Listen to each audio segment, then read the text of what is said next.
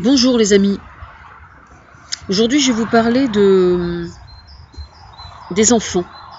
Je vais vous parler des enfants et des activités des enfants et notamment du sport. Parce que je sais qu'il y a des parents, notamment beaucoup de mamans, moi j'ai péché un peu de ce côté-là quand mes filles étaient petites, peut-être, je pense. On a tendance en règle générale à vouloir trop leur faire faire de choses, trop leur faire faire de sport. Trop leur faire faire de choses différentes. Parce que le problème, c'est que proposer des activités aux enfants, ça peut être quelque chose d'extrêmement enrichissant. Mais moi, je connais des parents qui ont, quand ils sont en repos le mercredi, le gamin, il a un emploi du temps d'enfer, quoi. Et sincèrement, je pense que c'est pas bon. Autant je pense que de pratiquer un sport, ça peut être quelque chose de vraiment épanouissant pour l'enfant. Ça ne fait absolument aucun doute. Et puis pas seulement épanouissant, mais je vois par exemple, moi les filles faisaient de la gym pour les tout petits, quand elles étaient toutes petites, quoi. Donc en âge d'être maternelle à peu près. Et ça présente l'énorme avantage de leur apprendre à être à l'aise avec leur corps, de moins être complexé aussi, de prendre de l'assurance. Et en fait, ça a des répercussions sur la totalité de la scolarité. Mais peu de gens le savent en fait. Et donc c'est un éveil à l'expression corporelle aussi. Et donc c'est une gym qui est vraiment spécialisée pour les tout petits. Et c'est vraiment quelque chose d'absolument merveilleux. Et c'est précieux notamment l'hiver, parce que l'hiver les enfants jouent beaucoup moins en extérieur. Et donc à partir du moment où ils jouent beaucoup moins en extérieur, c'est un moyen de se défouler, quoi. Ça leur fait vraiment beaucoup de bien. Mais en règle générale, il est extrêmement important de laisser aux enfants des laps de temps où il n'y a rien de prévu, quoi. C'est-à-dire un moment où ce soit eux qui décident de ce qu'ils font. Et puis un enfant qui vous dit « je ne sais pas quoi faire », eh bien il faut l'accepter. Et il faut lui expliquer pour quelle raison c'est important qu'il n'ait rien de prévu, justement. Parce que y a des livres qui sont là, parce que il peut discuter pendant que vous faites la cuisine, parce que ne rien faire, c'est absolument primordial. Parce que ne rien faire, c'est apprendre à l'enfant à accepter de rêver. Alors, j'avais entendu un jour une femme sur le sujet qui me parlait de ses enfants et de l'éducation qu'elle donnait à ses enfants. Et elle me disait je ne supporte pas l'oisiveté. Je ne supporte pas l'oisiveté. C'était pour elle quelque chose de... Elle accordait une importance prépondérante au travail, et tout ce qui était en dehors du travail n'avait pas lieu d'être. Ce qui est quand même assez consternant. Alors, je suis la première à reconnaître le bienfait du travail, bien évidemment, mais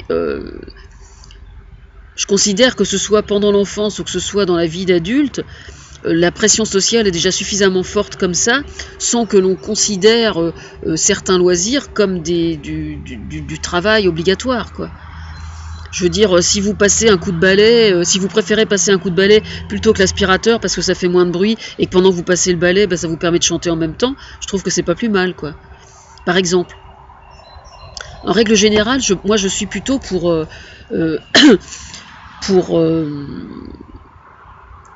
mettre en valeur le fait de rêver. C'est absolument fondamental. Et c'est extrêmement important de l'expliquer aux enfants. Parce que, par exemple, si vous avez un enfant qui joue avec un jeu de construction, au moment où il joue, de la façon dont il joue, il va fantasmer son objet terminé. Et quand il fantasme, il rêve. Mais quand il rêve, c'est sa capacité à créer qui est en train d'éclore. C'est pour ça que c'est extrêmement important d'autoriser les enfants à rêver. Et il faut absolument dédiaboliser le rêve et la paresse aussi. Parce qu'en fait, la paresse est toujours présentée comme un défaut. Mais la paresse, c'est tout sauf un défaut.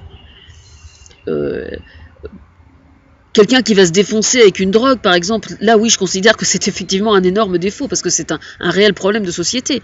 Mais quelqu'un qui reste avachi dans un fauteuil, non pas devant la télé, mais à ne rien faire, justement, un quart d'heure de temps en temps, 1 heure de temps en temps, c'est extrêmement important pour lui, parce que les moments où il va travailler, où il va faire autre chose, avant le quart d'heure ou l'heure de paresse, et après le quart d'heure ou l'heure de paresse, vont être infiniment plus intenses. Et c'est vrai aussi pour les enfants. Et on peut très bien expliquer aux enfants qu'il est intéressant de ne pas avoir systématiquement un emploi du temps programmé comme si... parce que c'est ça en fait, il y a beaucoup d'enfants, mais c'est à faute des parents aussi je crois, et j'ai dû faire la même chose aussi de façon inconsciente je pense. On a tendance à vouloir que leur vie soit organisée réglée comme du papier à musique quoi. Mais alors évidemment c'est important que ce soit organisé, c'est pas ce que je suis en train de dire, je dis simplement que c'est important de temps en temps d'avoir aussi un peu d'imprévu quoi. Et que c'est bénéfique pour l'enfant. Ça, c'est vraiment primordial, je pense. Et s'il ne comprend pas, bien, il faut lui expliquer. Il faut lui expliquer que quand il rêve, c'est un moment où son cerveau est en train de travailler, en train de préparer ce qu'il va faire après. Donc c'est vachement important. Un enfant, par exemple, qui rentre de l'école, l'idéal, c'est quand même qu'il puisse faire une pause pendant un quart d'heure à ne rien faire. Parce que quand il va faire sa pause, justement, eh bien, il va décompresser complètement. Et quand il va se remettre à lire et à faire ses devoirs un quart d'heure ou une demi-heure après, bah, il va être vachement plus efficace. Alors que si vous passez systématiquement de l'un à l'autre, bah, il n'a pas le temps de souffler, quoi. Nous, on a tous besoin de souffler en tant qu'adultes, et bien les enfants, c'est pareil. Donc je crois qu'il faut se méfier de l'hyperactivité des jours de repos pour les enfants. Ça ne fait absolument aucun doute. Moi, je me souviens de l'avoir vécu avec mes filles. Enfin, réaliser que moi j'étais complètement speedée le mercredi parce que l'emploi du temps était infernal, quoi. Alors c'est complètement con quand on y réfléchit bien. Quelquefois, il est préférable qu'un enfant fasse moins d'activités et que les activités qu'il fait, que les activités qu'il fait soient plus profitables, je pense. Enfin, c'est ce que je pense, ouais. Effectivement. Quant au sport collectif, là j'observais les petits gamins en train de jouer au foot.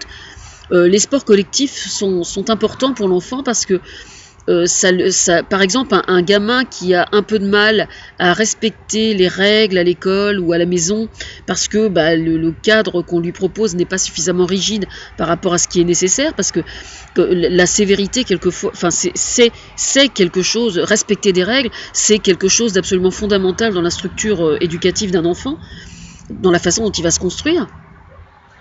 Et quelquefois, il arrive que parce que, pas à l'école, parce que à l'école, il n'y a jamais de problème de ce type, mais à la maison, il arrive quelquefois qu'il y ait un certain laxisme, et il peut arriver qu'un sport collectif, par exemple, soit parfaitement complémentaire et parfaitement bénéfique pour l'enfant. Et ça fait absolument aucun doute. Un enfant qui joue dans un sport collectif, en plus, apprend le fait de travailler en groupe, dans un but commun. Donc c'est pour ça que c'est extrêmement important. C'est tout à fait fédérateur. Bon, moi, avec mon passé de traumatisé sexuel, j'avais un rapport ambigu par rapport au sport collectif parce que j'avais peur qu'on me bouscule. Mais ça, c'était normal. Donc je ne faisais que du volleyball. Parce que du volleyball, on est de chaque côté du filet et on risque pas d'être bousculé par les autres parce qu'on n'est pas confronté aux autres. Et autrement, je faisais que des sports individuels. Mais bon, c'est relatif à mon histoire. Mais un enfant qui n'a pas ce type d'histoire va aimer en général être bousculé ou quoi que ce soit. Ça lui pose aucun problème. Contrairement à moi, ce qui était mon cas.